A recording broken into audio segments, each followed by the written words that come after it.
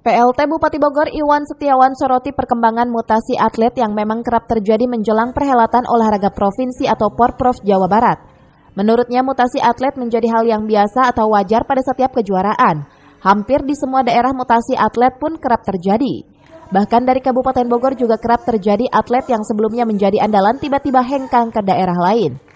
Iwan Setiawan meminta kepada KONI Kabupaten Bogor untuk meminimalisir mutasi atlet tersebut, terlebih para atlet yang memang murni putra daerah yang biasa memberikan medali bagi Kabupaten Bogor.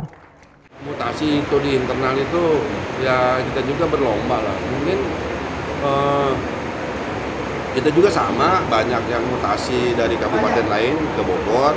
Mungkin yang bulu tangkis kita telat atau gimana gitu, lambat atau memang lebih dominan, lebih respon atau lebih di sana gitu. Jadi kalau aturan ya membolehkan ya kita juga ada beberapa mutasi yang memang saya juga untuk bulu tangkis yang kemarin dari Tapanunggal itu pindah ke Bandung itu ya kalau bisa ke depan janganlah.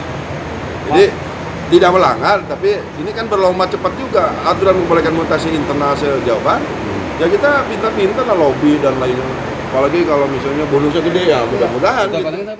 Dari Cibinong, Kabupaten Bogor, Cevi Suryadi melaporkan.